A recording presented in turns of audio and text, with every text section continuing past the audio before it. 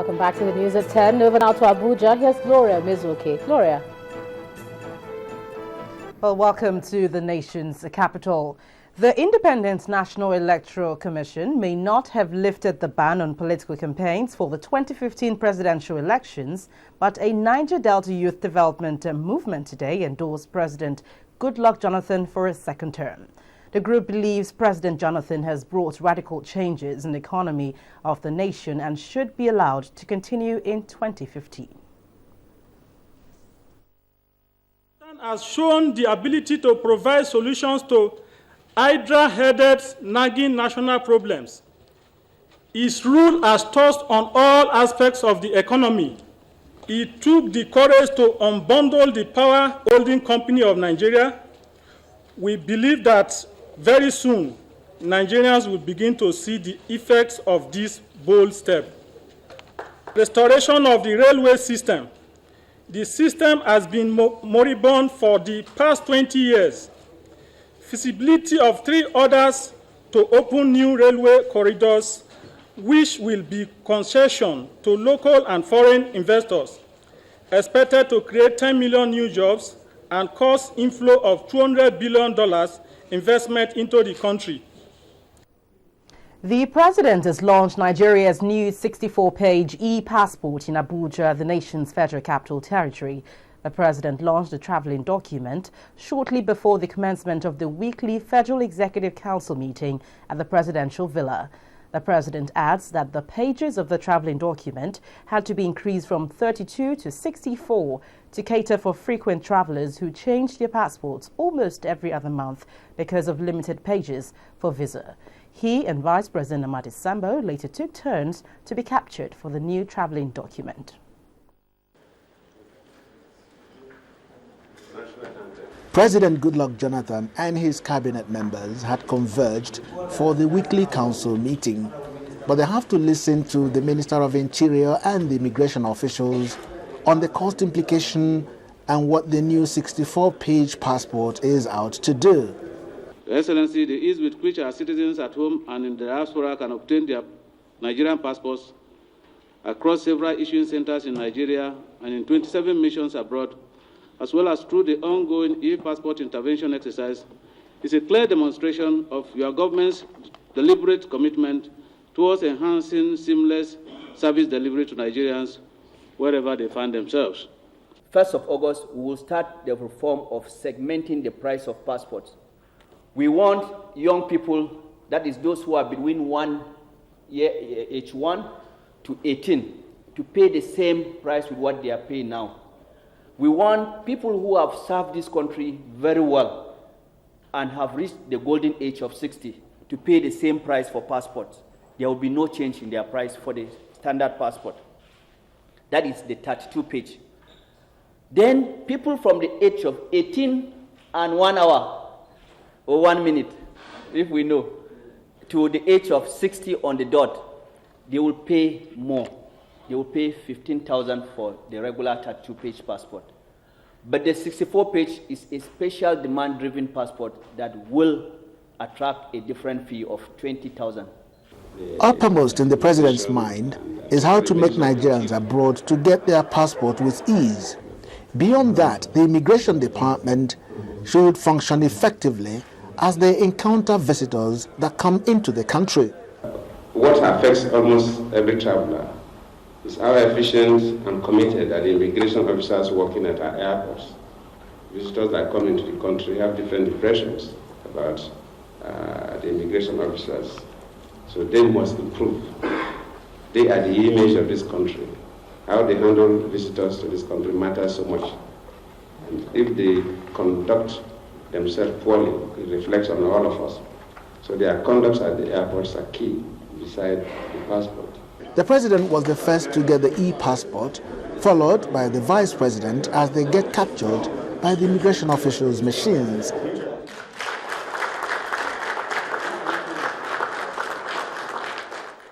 Apart from the 64 pages, some of the advantages of the e-passport include its taking care of frequent travelers and its conformity with international best practices. The president also has a word for Nigerians and how they portray the country outside the shores. I want a situation where whenever you travel to another country and you raise your green passport, people should appreciate you. Not when you raise your green passport, people should begin to think that that green passport signifies some suspicious character. The e-passport takes off from August 1, and the president is optimistic that collectively, Nigerians can help to create a brighter image for the country and save travelers the embarrassment they face while on international trips. Chukwuma Onwekusi, Channels Television News. The indigenes of 5 communities in Arochukwu local government area of Abia State, southeast Nigeria, have continued to lament the deplorable state of the road, which they say is causing them economic hardship. Well, this is coming 15 years after the Ohafia Arochukwu Federal Road Rehabilitation Project was taken over from the Petroleum Trust Fund by the Federal Ministry of Works in 1999. Our community report tonight tells us more on the plight of the indigenes who are feeling cut off from the rest of Nigeria. Etisala, now you're talking.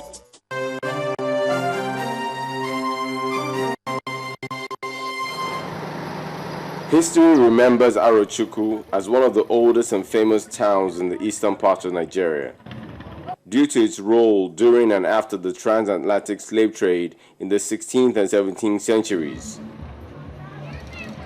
The third largest city in Abia State behind Aba and Umuahia, Arochukwu, comprising of 19 villages, is the food basket of Abia State with major interest in cassava and yam.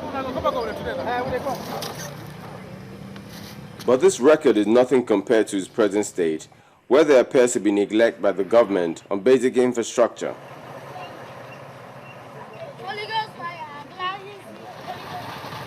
The rehabilitation of this road, stretching over 30 kilometers, was awarded to ease the burdensome task of embarking on bumpy and mud-ridden journeys.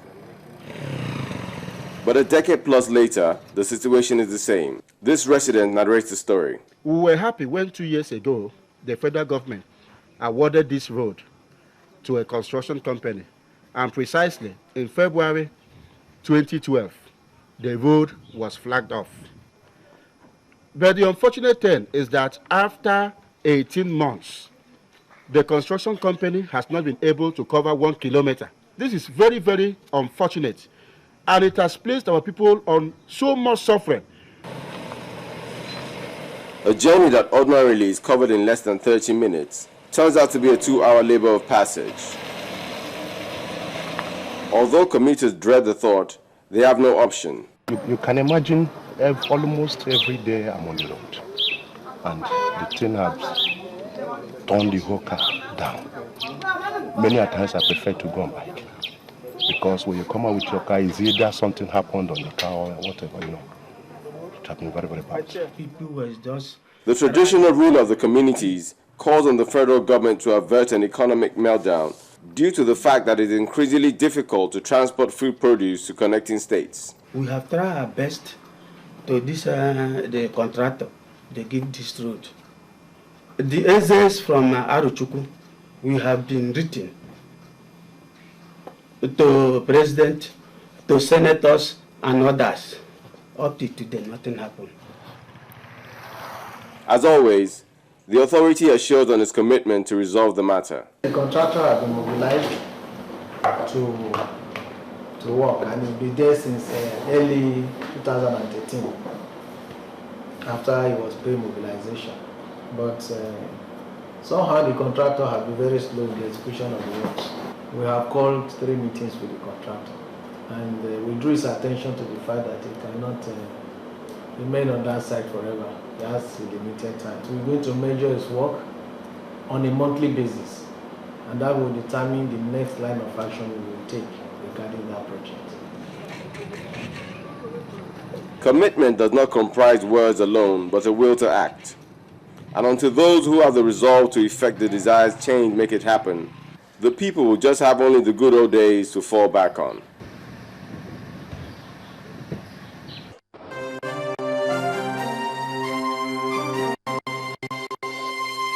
Etisala, now you're talking. Well, that's it from the nation's capital. Over now to you, Loretta Chiogo, for business news. First Bank.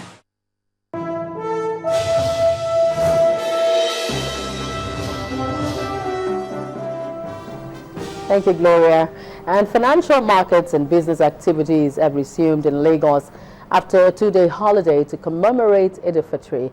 In some commercial areas, people were seen on major roads, streets, and markets going about their businesses. It was also a beehive of activities at banks, shops, and other businesses. Meanwhile, at the currency market, the naira closed unchanged against the dollar on the interbank, supported by dollar sales by two major energy companies. The local unit closed at 161 naira 85 kobo to the dollar, the same level it closed on Friday before the holiday.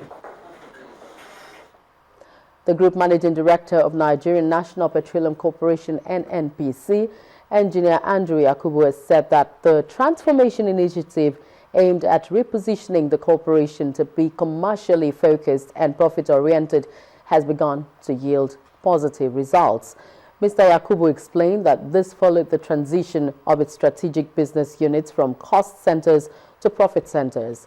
Engineer Yakubu disclosed this during a town hall meeting with the management and staff of the corporation's Research and Development Center after a facility tour of the center in Port Harcourt, Rivers State.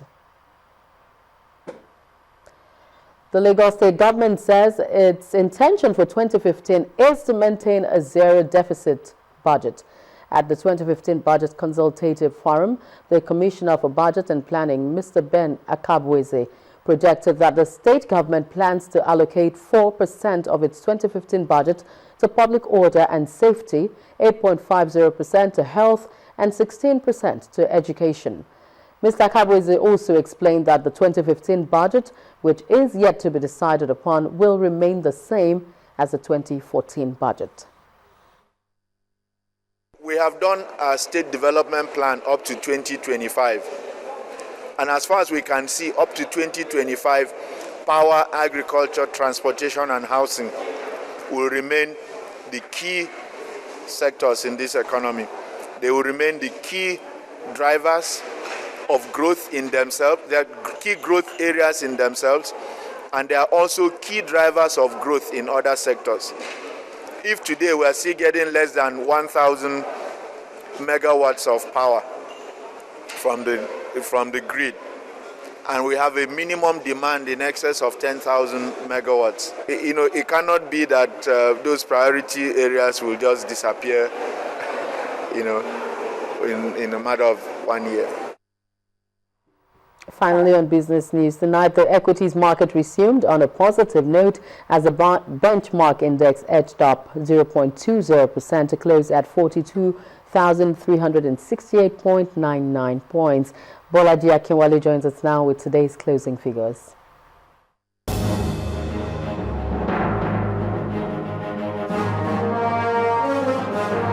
Hello and welcome to the Stock Market Report.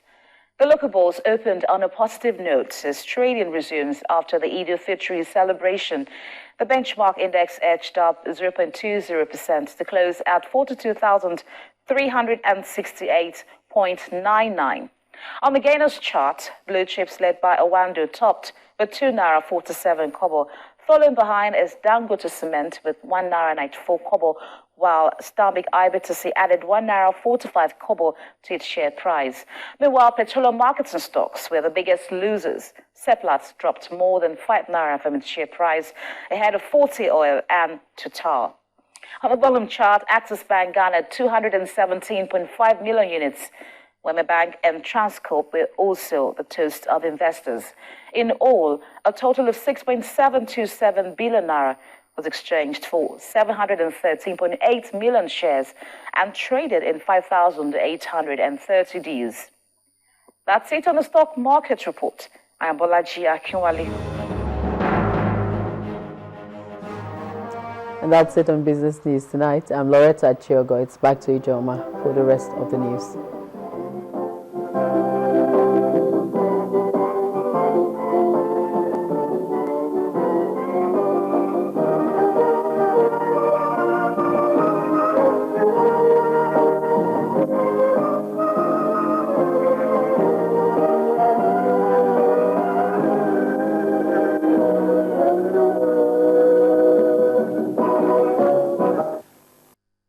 First Bank. Still ahead on the news at 10, casualty figures continue to rise as Israel intensifies its pounding on Gaza City. That's on the foreign scene. You join us again.